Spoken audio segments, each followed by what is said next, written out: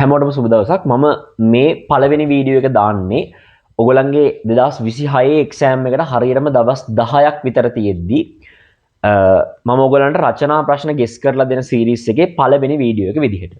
එතකොට මම මේ පළවෙනියටම ගෙස් කරන රචනා ප්‍රශ්නේ තමයි RNA වල ව්‍යුහය විස්තර කර සෛලවල අඩංගු RNA වර්ගවල ව්‍යුහය හා ඒවායේ කෘත්‍ය පිළිබඳව විස්තර කරන්න කියන රචනා ප්‍රශ්නේ. එතකොට මුලින්ම මෙතන ඒගොල්ලන් කියනවනේ RNA වල ව්‍යුහය විස්තර කරන්න කියලා. එතකොට RNA වල ව්‍යුහය විස්තර කිරීම සහ සෛල තුල අඩංගු වන විවිධ RNA වර්ගවල ව්‍යුහය සහ කෘත්‍ය පැහැදිලි කර ගැනීම තමයි මේ රචනා ප්‍රශ්නේ මූලික අරමුණ වෙන්නේ.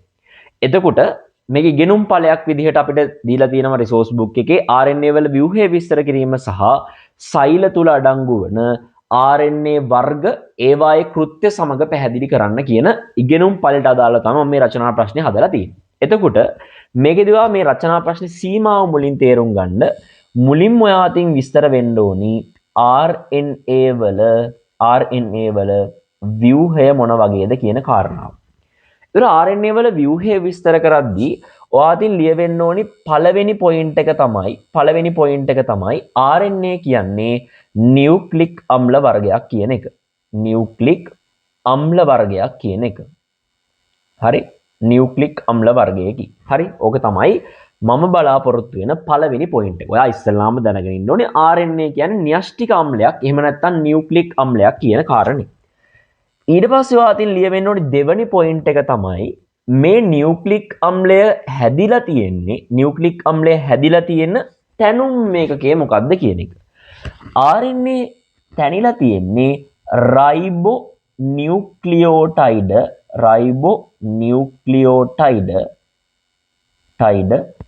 බහු අවයවීකරණය වීමෙන් තමයි මේ RNA අණු තැනිලා තියෙන්නේ. ඔන්න ඕක වාතින් මුලින්ම කියවෙන්න ඕනේ. එතකොට මෙන්න මේ RNA වල මූලද්‍රව්‍ය සංයුතිය ඔයාලට විස්තර කරන්න පුළුවන් වෙන්න ඕනේ. මූලද්‍රව්‍ය සංයුතිය වෙන්නේ කාබන්, හයිඩ්‍රජන්, නයිට්‍රජන්, ඔක්සිජන් සහ ෆොස්ෆරස් කියන මූලද්‍රව්‍ය. හරි? Carbon, hydrogen, oxygen, nitrogen, phosphorus කියලා තමයි අපි සාමාන්‍යයෙන් කියන්නේ. ඔක්සිජන්, නයිට්‍රජන් හා ෆොස්ෆරස් කියන මූලද්‍රව්‍ය සංයුතියෙන් මෙයා සමන්විත වෙනවා. හතරවෙනි කාරණය තමයි RNA වල අඩංගු නයිට්‍රජනීය භස්ම මොනවාද කියන එක අපි දැනන් ඉන්න ඕනේ. හරි? නයිට්‍රජනීය භස්ම මොනවාද කියන එක දැනන් ඉන්න ඕනේ. RNA වල අඩංගු නයිට්‍රජනීය භස්ම වර්ග හතරක් අපි කතා කරනවා. ඒ තමයි අපි පළවෙනිට කතා කරනවා යුරැසිල් ගැන. හරි? යුරැසිල් ගැන අපි ආව ඉන්ඩිකේට් කරනවා කැපිටල් U අකුරකින්. දෙවෙනිට අපි කතා කරනවා ඇඩිනීන් ගැන. හරි? ඇඩිනීන් ගැන අපි ආව ඉන්ඩිකේට් කරනවා කැපිටල් A අකුරකින්. ඊට තුන්වෙනිට අපි කතා කරනවා සයිටොසීන් ගැන. හරි? සයිටොසීන් ගැන. ඊට පස්සේ අපි හතරවෙනිට කතා කරනවා ගුවැනොසීන් ගැන. හරි? ගුවැනොසීන් ගැන. එයා අපි කැපිටල් G අකුරකින් ඉන්ඩිකේට් කරනවා. එතකොට මේකේ මේ ඇඩිනීන් සහ යුරැසිල් කියන නයිට්‍රජනීය භස්ම ගත්තොත් එහෙම මේ ඇඩිනීන් සහ යුරැසිල් කියන නයිට්‍රජනීය භස්ම අයත් වෙන්නේ පියුරින කාණ්ඩයට. හරි? පියුරින කාණ්ඩයට. පියුරින මොනවාද කියලා කිව්වොත් එහෙම පියුරින කියන්නේ කාබන් වලලු දෙකකින් සමන්විත නයිට්‍රජනීය භස්ම වර්ගයක්. ඒතර මේ නයිට්‍රජනීය භස්මේ කාබන් වලලු දෙකක් අන්තර්ගත වෙන සාපේක්ෂව විශාල නයිට්‍රජනීය භස්ම කාණ්ඩය තමයි අපි හඳුන්වන්නේ පියුරින කියලා. ඊට පස්සේ සයිටොසීන් සහ ගුවැනොසීන් අන්තර්ගත වෙනවා RNA වල. ඒවා අපි හඳුන්වනවා පිරිමිඩීන කියලා. හරි? ඒවා අපි හඳුන්වනවා පිරිමිඩීන කියලා. හරි? ඒතර පිරිමිඩීන කියන්නේ සාපේක්ෂව පියුරින වලට වඩා ප්‍රමාණයෙන් කුඩා තනි කාබන් වලයකින් සමන්විත නයිට්‍රජනීය භස්ම වර්ගයකට. හරි? ඒකත් ඔයාගේ ඔළුව අස්සේ තියාගන්න. හරිද? එතකොට ඔන්නෝක තමයි මූලිකව RNA වල ව්‍යුහය අස්සෙවාතින් විස්තර වෙන්න ඕනේ මූලික කාරණා ටික. හරිද? මූලික කාරණා ටික ඔන්නෝක ඔයා අතින් ලියවෙන්න ඕනේ. ඊට පස්සේ ඔයා විස්තර කරන්න ඕනේ RNA වල සිදුවන අනුපූරක භස්ම යුගලනය ගැන. හරි? අනුපූරක භස්ම යුගලනය ගැන. හරි? එතකොට මේකෙදි මතක තියාගෙන ඉන්න RNA වල අනුපූරක භස්ම යුගලනය ආකාර දෙකකට සිද්ධ වෙන්න පුළුවන්. පළවෙනි ආකාරය තමයි ඒක RNA අණු දෙකක් අතර සිද්ධ වෙන්න පුළුවන් DNA වල වගේම. හරි, RNA අණු දෙකක් අතර සිද්ධ වෙන්න පුළුවන් DNA වල වගේම. දෙවැනි ආකාරය තමයි අනුපූරක භෂ්ම යුගලනය සිද්ධ වෙන්න පුළුවන් ඇතැම් අවස්ථාවල. මේක MCQ පොයින්ට් එකක්. හරි, ඇතැම් අවස්ථාවල එකම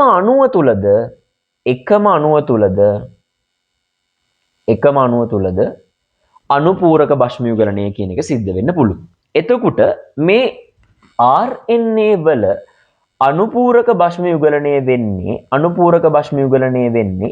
ඇඩිනීන් නයිට්‍රජනීය භෂ්මය හයිඩ්‍රජන් බන්ධන දෙකක් මගින් යුරැසිල් කියන නයිට්‍රජන් භෂ්මය සමගත් ගුවැනොසීන් කියන නයිට්‍රජනීය භෂ්මය හයිඩ්‍රජන් බන්ධන තුනක් මගින් සයිටොසීන් කියන නයිට්‍රජනීය භෂ්මය සමගත්. මේක මෙන්න මෙහෙම ලිව්වට ගොඩක් වෙලාවට ලකුණු හම්බ වෙන්නේ නැහැ. ඒක නිසා ඔයා වචනෙන් ලියන්න පුරුදු වෙන්න. ඇඩිනීන් යුරැසිල් සමග. හරි, යුරැසිල් සමග හයිඩ්‍රජන් බන්ධන. මම සිංහලෙන්ම ලියන්නම්. හයිඩ්‍රජන් බන්ධන දෙකකිනුත් හරි ගුවැනොසීන්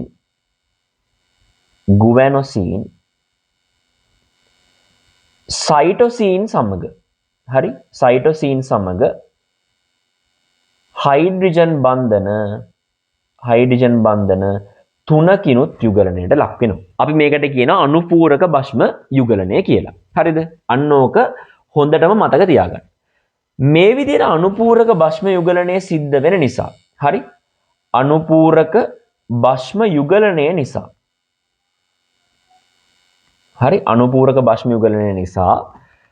RNA වල කෘත්‍යයට අවශ්‍ය ත්‍රිමාණ හැඩය පවත්ව ගන්න RNA වලට හැකියාවක් ලැබිලා තියෙනවා. දැන් උදාහරණයක් විදිහට අපි ඉස්සරහට කතා කරන්න යන tRNA අණුව ක්ලෝවර් පත්‍ර ආකෘතිය සහිත පුඩු තුනක ව්‍යුහයක් හදන නිසා එයාගේ කෘත්‍ය ඉටු කරගන්න RNA අණුවට ඒක පහසුවක් වෙලා තියෙනවා. හරිද? ඒක තමයි සරලම උදාහරණය. මම ඉස්සරහට tRNA ගැන කිව්වට පස්සේ ඔයාට ඒක හොඳටම තේරෙයි. හරිද? අනුපූරක භෂ්ම යුගලනය නිසා මොකද්ද? RNA වල කෘත්‍ය ඉටු කිරීමට අවශ්‍ය. හරි? කෘත්‍ය ඉටු කිරීමට අවශ්‍ය ත්‍රිමාණ හැඩය. හරි? ත්‍රිමාණ හැඩය පවත්වා ගන්න RNA වලට හැකියාව ලැබිලා තියෙනවා. හරි? පවත්වා ගැනීමට පහසු වී ඇත කියන එක මතක තියාගන්න. හරි? අනුපූරක භෂ්ම යුගලනය නිසා RNA වල කෘත්‍ය ඉටු කිරීමට අවශ්‍ය ත්‍රිමාණ හැඩය පවත්වා ගන්න RNA වලට පහසු වෙලා තියෙනවා. හරි? ඒක මතක තියාගන්න. ඊට පස්සේ ඔයාගේ අතින් ලියවෙන්න ඕන අනිත් කාරණේ තමයි දැන් ඔන්න ඔයා RNA වල ව්‍යුහයට අදාළව ඔයා අතින් විස්තර වෙන්න ඕනි බහුතරයක් කරුණු ඔයා විස්තර කරලා ඉවර වෙලා තියෙනවා. මීට අමතරව ඔයා තව එක පොයින්ට් එකක් ලියන්න. හරි? RNA සාමාන්‍යයෙන් තනිපට අණුවකි. හරි? තනිපට අණුවක කියන පොයින්ට් එකත් මෙතනම ලියලා තියන්න. හරි? එතකොට ඔන්න RNA වල ව්‍යුහයට අදාළව ඔයා අතින් ලියවෙන්න ඕනි පොයින්ට් සෑහෙන ප්‍රමාණයක් ඔයා දැන් ලියලා ඉවරයි. ඊට පස්සේ ඔයාට තියෙන්නේ සෛල තුල අඩංගු වන RNA වර්ගවල ව්‍යුහයත් ඒවායේ කෘත්‍යයත් පිළිබඳව විස්තර කිරීම. හරිද? එතකොට අපේ සෛල තුල RNA වර්ග, හරි, සෛල තුල RNA වර්ග තුනක් අන්තර්ගත වෙනවා මූලිකවම. පළවෙනි වර්ගය තමයි mRNA. එහෙම නැත්නම් අපි මෙයාට කියනවා පණිවිඩකාරක. හරි? පණිවිඩකාරක RNA කියලා. අපි එහෙම නැත්නම් messenger RNA කියන එකේ M අකුර අරගෙන තමයි ඔය mRNA කියන වචනේ දීලා තියෙන්නේ. ඊට පස්සේ දෙවෙනියට අපිට හම්බ වෙනවා tRNA. අපි ඒවට කියනවා transmission RNA. එහෙම නැත්නම් සංක්‍රාමී RNA කියලා අපි යාට කියනවා. හරි? සංක්‍රාමී RNA. ඊට පස්සේ තුන්වෙනියට අපි කතා කරනවා rRNA. අපි යාට කියනවා රයිබෝසෝමීය RNA කියලා. හරි? රයිබෝසෝමීය RNA. හරි. අපි මේ RNA ගැන කතා කරාට පස්සේ මුලින්ම ඔයාලා දැනගෙන ඉන්න ඕනි සෛල තුල අඩුවෙන්ම තියෙන්නේ මොන RNA වර්ගයේද? සෛල තුල වැඩියෙන්ම තියෙන්නේ මොන RNA වර්ගයේද? සෛල තුල තියෙන කුඩාම RNA අණු වර්ගය මොකක්ද කියන එක පිළිබඳව ඔයාලට පැහැදිලි අයිඩියා එකක් තියෙන්න ඕනේ. මම ඒකට චූටි ලේසි ක්‍රමයක් කියලා දෙන්නම්. ඒකත් එක්ක අපි පොයින්ට්ස් එක ලියන විදිය ගැන කතා කරමු. හරි. මේ පොයින්ට්ස් නෙමෙයි මම කියන්නේ. මේක නිකන් නිමොනික් එකක් වගේ මතක තියාගන්න. මේකෙන් තමයි මමත් A level exam එකට යද්දි mRNA අණු වල ව්‍යුහය ගැන මතක තියාගන්න පාවිච්චි කරපු පොඩි ට්‍රික් එකක්. හරිද? අපි සෛල තුල අඩුවෙන්ම පවතින RNA වර්ගය මතක තියාගන්නේ. හරි. සෛල තුල අඩුවෙන්ම පවතින RNA වර්ගය මතක තියාගන්නේ මෙහෙමයි. අඩුවෙන්ම පවතින කියන එකට අපි ඉංග්‍රීසි වලින් පාවිච්චි කරන වචනයක් ඒ තමයි මිනිමම් කියන වචනේ. ඒකෙන් ඔයා මතක තියාගන්න සෛල තුල අඩුවෙන්ම තියෙන්නේ M අකුරක් මුලට තියෙන RNA අණු වර්ගය අපි කියනවා mRNA කියලා. හරි. ඊට පස්සේ ඔයා මතක තියාගෙන ඉන්න ඕනි කුඩාම RNA අණු වර්ගය. හරි. කුඩාම RNA අණු වර්ගය මොකක්ද කියන එක. කුඩාම RNA අණු වර්ගය වෙන්නේ කුඩාම කියද්දී අපි පාවිච්චි කරනවා ඉංග්‍රීසි වලින් වචනයක්. ඒ තමයි tiny කියන වචනේ. ඔයගොල්ලන් චුට්ටක් හරි ඉංග්‍රීසි දන්නවා නම් ඔයාලා දන්නවා. tiny කියන්නේ ඊටාම කුඩා කියන එක. ඒතර tiny කියන එකේ T අකුරක් තියෙනවා. මේකට උදාහරණය වෙන්නේ tRNA. හරිද? tRNA. ඊට පස්සේ අපි තව එක්කෙනෙක් මතක තියාගන්න ඕනි. ඒ තමයි සෛල තුල වැඩියෙන්ම පවතින RNA. ඉතින් ඒක ඔයාලට මේ දෙක මතක තියාගත්තට පස්සේ සෛල තුල වැඩිපුරම පවතින. හරි? වැඩිපුරම පවතින RNA එක අපිට නිකම්ම මතක තියාගන්න පුළුවන්. ඒ තමයි මොකද්ද? රයිබෝසෝමී RNA එහෙම නැත්නම් rRNA කියන්නේ. ඒතර ඔයාලට මෙන්න මේ පොයින්ට්ස් තුන ලියනකොටත් ලකුණු හම්බ වෙනවා. පළවෙනියට මතක තියාගන්න mRNA අණුව කියන්නේ සෛල තුල අඩුවෙන්ම පවතින RNA අණු වර්ගය. ඒක 10 වෙනි පොයින්ට් එක. ඊට පස්සේ 11 වෙනි පොයින්ට් එක විදිහට කුඩාම RNA අණු වර්ගය වෙන්නේ tRNA.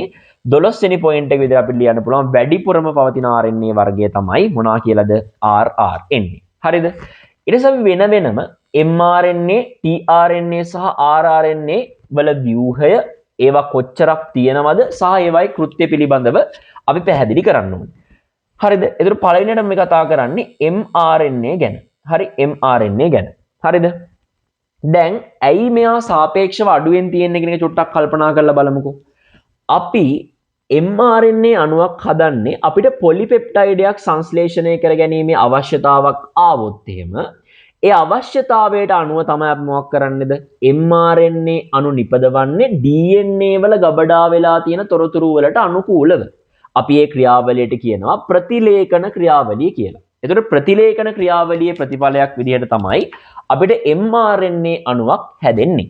එතකොට ඒක නිසා තමයි අපිට සෛල වලට අවශ්‍ය ප්‍රෝටීන ප්‍රමාණය මත තමයි ප්‍රෝටීන එහෙම නැත්නම් පොලිපෙප්ටයිඩ් සංශ්ලේෂණය විය යුතු ප්‍රමාණය මත තමයි mRNA හැදෙන්නේ. ඒ නිසා හොඳට මතක තියාගන්න mRNA තමයි සෛල තුල අඩුවෙන්ම පවතින RNA වර්ගය. මේ mRNA කියලා කියන්නේ ඇත්තටම රේඛීය අණුවක්. ඇයි මෙයා හැදෙන්නේ DNA අණුවක් පිටපත් වෙලානේ. DNA අණුවක් ප්‍රතිලේඛනයට ලක් වුණාට පස්සේ තමයි මේ විදිහ DNA අණුවක් තියෙනවා නම් ඒක ප්‍රතිලේඛන ක්‍රියාවලියට භාජනය වෙලා හැදෙනවා pre-mRNA අණුවක්. හරි? අපි මෙයාට කියනවා pre-mRNA අණුවක් කියලා. එතන මේ pre-mRNA අණුව හදන ක්‍රියාවලියට අපි කියනවා මොකක් කියලාද? ප්‍රතිලේඛනය කියලා. එතන මතක තියාගන්න මේකෙදි පොයින්ට් එකක් විදිහට mRNA කියන්නේ රේඛීය අණුවක්. හරි? රේඛීය අණුවක් බව මතක තියාගන්න. හරි රේඛීය අණුවක් බව මතක තියාගන්න. මෙයා 14 වෙනි පොයින්ට් එක විදිහට අපිට මේකම තමයි ලියන්න තියෙන්නේ සාපේක්ෂව අඩුවෙන්ම පවතින RNA වර්ගය. මිනිමම් කියන වචනෙන් තමයි ඒක මතක තියාගන්න. ඊට පස්සේ 14 වෙනි පොයින්ට් එක විදිහට ඔයාලා මතක තියාගන්න මෙන්න මේ කතාව. හරි? DNA වල ගබඩා වෙලා තියෙන. හරි?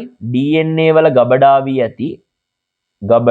ඇති ප්‍රවේණික තොරතුරු. හරි? ප්‍රවේණික තොරතුරු නයිට්‍රජනීය භස්ම අණුපිළිවෙලක් ලෙස පිටපත් කරනවා. ඒක තමයි mRNA අණු. හරි? නයිට්‍රජනීය භස්ම අණුපිළිවෙලක් ලෙස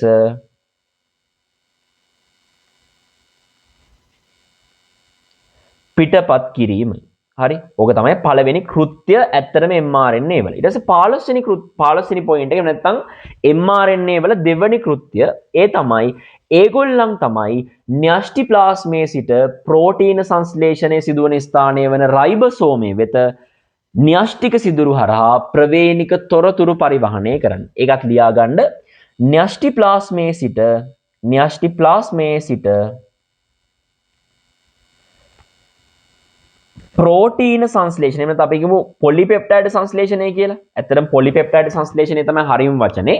ප්‍රෝටීන සංශ්ලේෂණය සිදුවන ස්ථානයට.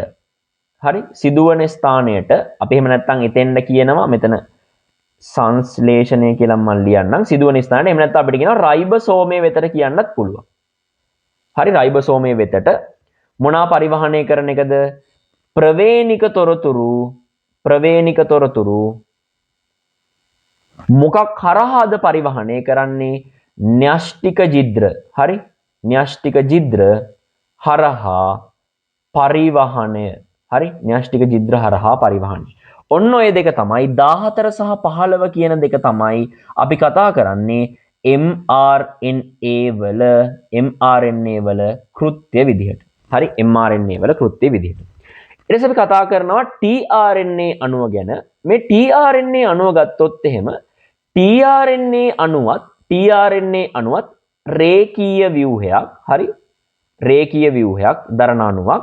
හැබැයි මේ tRNA අණුවේ තියෙනවා පුඩු තුනක ව්‍යුහයක්. හරි? පුඩු තුනක ව්‍යුහයක් සාදයි. හරි? පුඩු තුනක ව්‍යුහයක් සාදනවා. ඒ ව්‍යුහයට අපි කියනවා ක්ලෝවර් පත්‍ර. හරි? ක්ලෝවර් පත්‍ර ආකෘතිය කියලා. හරි? ක්ලෝවර් පත්‍ර ආකෘතිය කියලා. මේ tRNA අණුවේ ව්‍යුහය වතාවන් කීපයකදීම එක්සෑම් කීපයක ඇහිලා තියෙන පොයින්ට් එකක් වෙනවා. එතකොට මෙන්න මේ පොයින්ට් එක අපිට හොඳට මතක තියාගන්න සිද්ධ වෙනවා. මේකේ මොන අන්තයටද ඇමයිනෝ අම්ල සම්බන්ධ වෙන්නේ? මොන අන්තයේදී ප්‍රතිකෝඩෝණය තියෙන්නේ? ප්‍රතිකෝඩෝණය ගිහිල්ලා කොහොමද කෝඩෝණයට සෙට් වෙන්නේ? අන්න ඔය කතන්දර ටික අපි කතා කරගන්න ඕනි. එතකොට අපි මුලින්ම tRNA අණුවක ව්‍යුහය හඳගන්නේ කොහොමද කියන එක බලලා ඉමු. අපි tRNA අණුවක OH කාණ්ඩයේ සම්බන්ධ වෙච්ච බාහුවට කියනවා තුනාන්තය කියලා. ඊට පස්සේ මේ තුනාන්තයේ තියෙන පොලිපෙප්ටයිඩ් දාමය නැත්නම් අපි පොලිපෙප්ටයිඩ් නෙවෙයි RNA දාමය. හරි RNA දාමය නැත්නම් අපි කියනවා tRNA අණුවේ RNA දාමය මෙන්න මේ විදිහ පුඩු තුනක ව්‍යුහයක් හදනවා. හරි? මෙන්න මේ විදිහ පුඩු තුනක ව්‍යුහයක් හදනවා. හරි? පුඩු තුනක ව්‍යුහයක් හදනවා. මෙන්න මේක තමයි අපි ක්ලෝවර් පත්‍ර ආකෘතිය කියලා කියන්නේ. එතකොට මේ RNA අණු දෙකක්ද තියෙන්නේ? නෑ. තනි RNA අණුව පුඩු තුනක ව්‍යුහයකට නැමිලා තමයි තියෙන්නේ. එතකොට මෙතනදී අපි මාක් කරපු අන්තයේ 3 අන්තය නම් මේ තියෙන්නේ 5 අන්තය. දැන් මම ඔය ඇඳලා තියෙන රූපයට අමතරව මෙන්න මෙතන මෙන්න මෙහෙම කොක්කක් වගේ එකක් දාගත්තට පස්සේ RNA අණුවේ ව්‍යුහය සම්පූර්ණයි. මේ RNA අණුවේ මෙන්න මේ තැන්වල නයිට්‍රජනීය භෂ්ම යුගලනය වෙලා තියෙනවා. ඒක තමයි අපි මුලින්ම ඩිස්කස් කරද්දි කිව්වේ මෙන්න මේ පොයින්ට් එක. අනුපූරක භෂ්ම යුගලනය ඇතැම් අවස්ථාවල එකම අණුව තුල සිද්ධ වෙනවා. උදාහරණය තමයි මොකද්ද? tRNA අණුව. හරි? tRNA අණුව. ඒක මතක තියාගන්න. මෙන්න මෙහෙම ව්‍යුහයක් හදනවා. මේකේ 3 අන්තයට තමයි අපි කියන්නේ ඇමයිනෝ අම්ල බන්ධක ස්ථානය. එහෙම නැත්නම් ඇමයිනෝ අම්ල සම්බන්ධ වෙන ස්ථානය. ඔය වචන දෙකම පාවිච්චි කරන්න පුළුවන්. ඇමයිනෝ අම්ල බන්ධක ස්ථානය. හරි? ඇමයිනෝ අම්ල බන්ධක ස්ථානය. එහෙම නැත්නම් අපි මෙතෙන්ම පාවිච්චි කරනවා ඇමයිනෝ අම්ල සම්බන්ධ වෙන. හරි? සම්බන්ධ වන ස්ථානය කියන වචනේ. හරි? සම්බන්ධ වන ස්ථානය කියන වචනේ. වැඩේ පැහැදිලිනේ. ඊට පස්සේ ඔයාලට පේනව නේද මේ tRNA අණුවේ මෙන්න මේ යට තියෙන පුඩුව. මම මෙන්න මේ රෝස පාටින් පාට කරන පුඩුව තියෙන්නේ. මෙන්න මේ පුඩුව. මේ පුඩුවේ තියෙනවා කෝඩෝන වලට අනුරූප වෙච්ච ප්‍රතිකෝඩෝනයක්. ඒක නයිට්‍රජනීය භෂ්ම 3ක සංකලනයක්. ඒතර මෙන්න මෙතෙන්ද අපි කියනවා මොකක් කියලාද? ප්‍රතිකෝඩෝණය කියලා. හරි? ප්‍රතිකෝඩෝණය කියලා අපි කියනවා. ඒතර ප්‍රතිකෝඩෝණය ගිහිල්ලා කෝඩෝණය සමග බැඳිලා නිවැරදි මෙතියොනින් වලට අදාළව මෙතියොනින් වල අදාළ නයිට්‍රජනීය භස්ම අණු පිරිවෙල හම්බුනොත් එහෙම ආකියාවන්ගේ සහ යුකැරියාවන්ගේ පොලිපෙප්ටයිඩ් සංශ්ලේෂණ යාන්ත්‍රණය ආරම්භ කරනවා. ඊට පස්සේ බැක්ටීරියාවන්ගේ නම් ෆෝමයිල් මෙතියොනින් වලට අදාළ කෝඩෝනය හම්බුනාම තමන්ගේ පරිවර්තන ක්‍රියාවලිය එහෙම නැත්නම් පොලිපෙප්ටයිඩ් සංශ්ලේෂණ ක්‍රියාවලිය ආරම්භ කරන්න අවශ්‍ය ඇමයිනෝ අම්ල පරිවහනය කරන්න මේ tRNA අණුව උදව් වෙනවා. 18 වෙනි පොයින්ට් එක විදිහට මතක තියාගෙන ඉන්න මෙන්න මේ tRNA අණුව තමයි මෙන්න මේ පොයින්ට් එකක් මෙතන ලියවෙන්නේ කුඩාම RNA අණුව කියන එක. ඒතර 18 වෙනි පොයින්ට් එක විදිහට මතක තියාගන්න තියෙන්නේ ප්‍රෝටීන සංශ්ලේෂණය සිදුවන ස්ථානයේ වෙතට tRNA අණු ඇමයිනෝ අම්ල පරිවහනය කරනවා කියන එක. ඒක තමයි tRNA වල කෘත්‍ය. හරි. ප්‍රෝටීන සංශ්ලේෂණය සිදුවන ස්ථානයට ආපහු කියන්න තියෙන්නේ මේ කියන්නේ රයිබෝසෝමය ගැන ඇමයිනෝ අම්ල පරිවහනය කිරීමට. හරි.